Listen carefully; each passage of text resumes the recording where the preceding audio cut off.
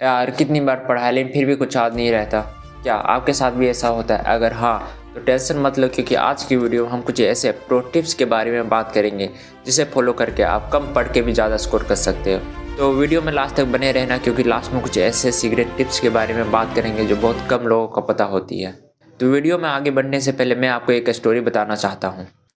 एक बार एक क्लास में दो स्टूडेंट राहुल और वरुण चैलेंज लगाते हैं कि इस बार क्लास में कौन टॉप करेगा।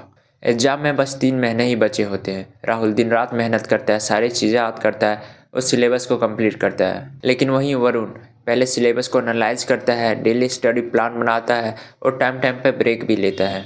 रिजल्ट आने के बाद पता चलता है कि वरुण के राहुल से काफ़ी ज़्यादा मार्क्स आए हैं। अब बात आती है वरुण ने ऐसा क्या किया जिससे राहुल से कम पढ़ के भी उसके ज़्यादा स्कोर आए। तो हाँ, आज की वीडियो में हम बात करेंगे कैसे 20% पढ़ के भी 80% स्कोर कर सकते हैं। Tip 1, understand what to study. शुरुआत आपको सिलेबस से करना है। जब तक आपको पता नहीं होगा कि क्या पढ़ना है तब तक आप रैंडमली पढ़ोगे तो टाइम वेस्ट होगा। इसलिए पहले सिलेबस को ब्रेक करो और उन टॉपिक पे फोकस करो जो हाई वेटेज है, और साथ ही प्रीवियस ईयर का क्वेश्चन देखना शुरू करो, क्योंकि हर सब्जेक्ट में ऐसे टॉपिक ज़रूर होते हैं जो हर बार पूछे जाते हैं। जैसे हिस्ट्री में रिवॉल्ट ऑफ 1857 जो कि हर बार पूछा जाता है, तो एक नोटबुक लो, उसमें हाई प्रायोरिटी टॉपिक लिखो और उन्हें पहले कंप्लीट करो। ऐसा करके आप 80% मार्क्स सिर्फ 20% सिलेबस कंप्लीट करके ला सकते हो। Tip 2, active learning rather than passive learning. आपने कभी ना कभी नोटिस किया होगा, जब आप पूरा चैप्टर पढ़ रहे होते हो और हर लाइन को फॉलो कर रहे होते हो तो आपको लगता है कि सब कुछ याद हो रहा है, लेकिन 2 दिन के बाद कुछ याद नहीं रहता है। अगर आपके साथ भी ऐसा होता है तो ये प्रॉब्लम है पैसिव रीडिंग का। पैसिव रीडिंग एक इल्यूजन क्रिएट करता है कि आपको सब याद हो रहा है, लेकिन एक्चुअली में आपका दिमाग उस इंफॉर्मेशन को रिटेन नहीं कर रहा होता है। इसलिए ज़रूरी है कि आप एक्टिव रीडिंग करो। आप क्वेश्चन आता है कि एक्टिव लर्निंग कैसे करें, तो सबसे पहले आपको माइंड मैप बनाना है। एक टॉपिक को सेंटर में लिखना है और उसके सराउंडिंग में लेटेस्ट पॉइंट्स लिखने हैं, क्योंकि हम ह्यूमन का ब्रेन इवॉल्व ही ऐसा हुआ है कि जब तक हम विजुअल को नहीं देखते हमें कुछ याद ही नहीं रहता है। इसलिए हर टॉपिक को मिनी माइंड मैप बनाओ। एग्जाम के टाइम पे ये बहुत हेल्प करेगी। Tip 3, study in short and focus more. जब भी आप डिसाइड करते हो कि आप पूरा दिन पढ़ोगे, उस वक्त आप सबसे बड़ी गलती कर रहे होते हो, क्योंकि जब आप पढ़ने बैठते हो तो 1 घंटा बाद ही आपका दिमाग पूरा थक जाता है। फिर आप वही इंस्टाग्राम या यूट्यूब स्क्रॉल करने लग जाते हो। ब्रेन एक लिमिटेड टाइम तक ही फोकस रह सकता है। अगर आप इसे ज़्यादा प्रेशर दोगे तो इफिशिएंसी गिर जाएगी।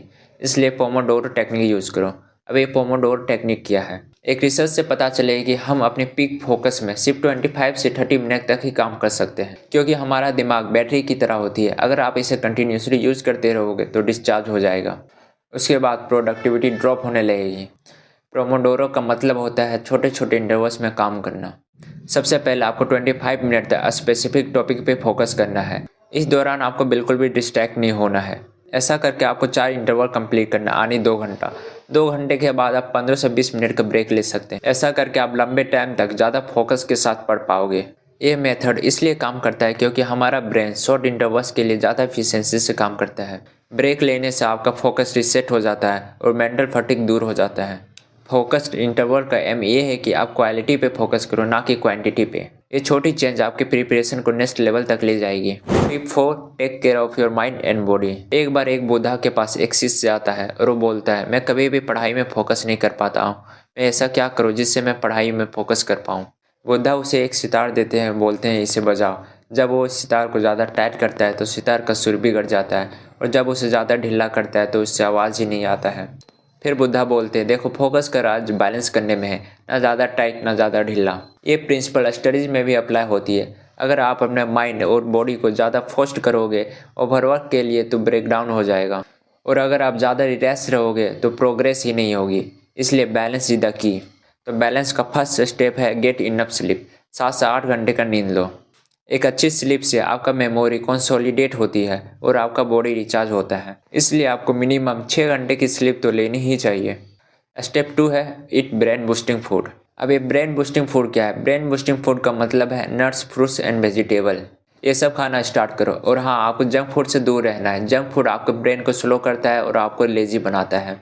थर्ड स्टेप आती है एक्सरसाइज करना। आपको इंटेंस एक्सरसाइज नहीं करनी है। आप बेसिक एक्सरसाइज जैसे योगा या फिर 30 मिनट के वॉक पे भी जा सकते हो। ये आपका स्ट्रेस को कम करेगा और आपके फोकस को इम्प्रूव करेगा। And last tip 5, revise smartly. देखो, जब भी हम कोई इन्फॉर्मेशन गैदर करते हैं तो सबसे पहले शॉर्ट टर्म मेमोरी में जाती है। अगर आप लॉन्ग टर्म मेमोरी में स्टोर करना चाहते हो तो जब भी आप कोई टॉपिक पढ़ो तो उसे 1 दिन बाद रिवाइज करो, फिर 3 दिन बाद, फिर 1 हफ्ते बाद। ऐसा करने से वह टॉपिक आपके दिमाग में चिपक जाएगी। रिवाइज का एक और आसान तरीका है फ्लैश कार्ड यूज करना। मतलब कार्ड के एक तरफ क्वेश्चन और दूसरे तरफ आंसर लिखना। इससे आप कहीं भी कभी भी रिवाइज कर सकते हो।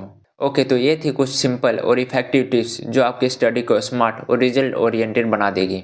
मेहनत करना ज़रूरी है, लेकिन सही डायरेक्शन में करना और भी ज़रूरी है।